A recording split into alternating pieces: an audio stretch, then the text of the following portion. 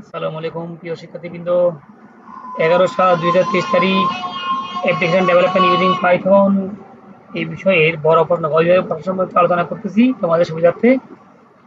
Function ব্যবহারপূর্বক লিস্টের 5টি সংখ্যাকে যোগ করার প্রোগ্রাম লেখো। এই প্রোগ্রামের উত্তর আমি যেটা করলাম, ডিফাইন এড একটা ফাংশন যার মধ্যে একটা এ নামে একটা আমরা লিস্ট দিলাম, রিটার্ন সাম এ, এর মধ্যে যা আসবে সবগুলোকে সে যোগ করে ফাংশনে পাঠিয়ে দিবে, আর যেখানে কল করা হবে সেখানে পাঠিয়ে দিবে। এই একটা লিস্ট, এর মধ্যে আমরা 5টা সংখ্যা দিয়ে দিলাম, এক্স ওয়াই জেড দিতে পারি অথবা 5 10 15 20 25 যাই দিব সে কি করবে, এটা এর মধ্যে রাখলো as a list. Print add a, add মেথডে কল করবে। অ্যাড মেথডে কল করা মানে কি, এর মধ্যে কি আছে 5টা সংখ্যা আছে, এই 5টা সংখ্যা এখানে যাবে, প্যারামিটার হিসেবে যাবে রিটার্ন সাম এ, এর ভ্যালুসমূহকে যোগ করে এখানে পাঠিয়ে দিবে, যেটা আউটপুটে আসলো 75। একদম সিম্পল প্রোগ্রাম, ঠিক আছে। এরপরে আমরা আসি লগইনের কনফিগারেশন বর্ণনা করা। লগইনের কনফিগারেশন বর্ণনা করার ক্ষেত্রে আমরা লগইন চ্যাপ্টারে একটা প্রোগ্রাম দিলে হবে, যেখানে বেসিক কনফিগ নামে একটা মেথড রয়েছে।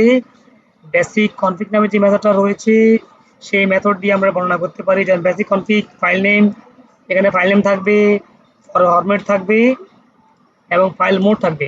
যেমন আমরা এখানে একটা বর্ণনা করা আছে লগইন কনফিগারেশন।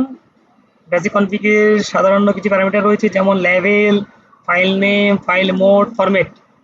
আমরা যেকোনো একটা প্রোগ্রাম দিলেও হবে অথবা আমরা এখানে দিতে পারি, এটা দিলেও হবে, অর্থাৎ এখানে যাই দিব, দেওয়ার পরে logging dot warning, this will get log to a file, একটা মেসেজ আউটপুট এটা আসবে। একটা প্রোগ্রামের মাধ্যমে আমরা যদি বর্ণনা করিয়ে দেই সেক্ষেত্রেই আমাদের এই প্রশ্ন শেষ। এরপরে 30 নম্বর প্রশ্ন, যেগুলো এক্সপ্রেশন ব্যবহারপূর্বক নিম্নত স্ট্রিং হতে নাম্বারগুলো এক্সট্রাক্ট করার জন্য প্রোগ্রাম লেখো। আমরা একটা তালিকা পড়েছিলাম, দেখাইছিলাম আমাদের সাজেশনের মধ্যে। ওই তালিকার মাধ্যমে আমরা এগুলোকে আলাদা করতে পারি।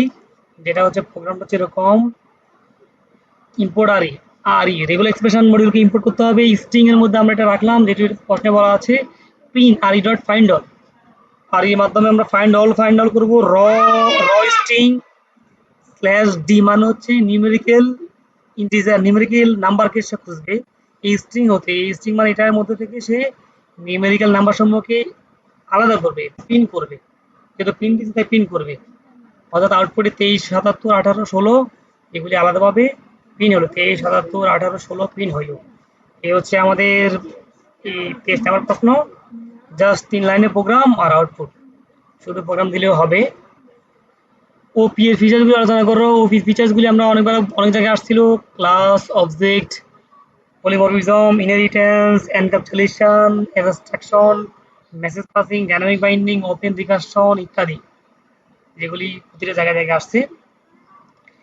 ইন্টিগ্রেটর হবে না, এখানে হবে ইটারেটর। ইটারেটর হচ্ছে আমরা জানি ইটারেটর ইটার ফাংশন নিয়ে কাজ করে, জেনারেটর ইট স্টেটমেন্ট নিয়ে কাজ করে, ডেকোরেটর হচ্ছে আউটপুটটাকে ডেকোরেশন করে, যেটা সম্পর্কে আমাদের চ্যাপ্টার 6 এ বিস্তারিত আলোচনা ছিল। আমরা 3টা প্রোগ্রাম যদি দিয়ে দেই সেক্ষেত্রে আমাদের বড় প্রশ্ন হিসেবে এটা কভার করবে।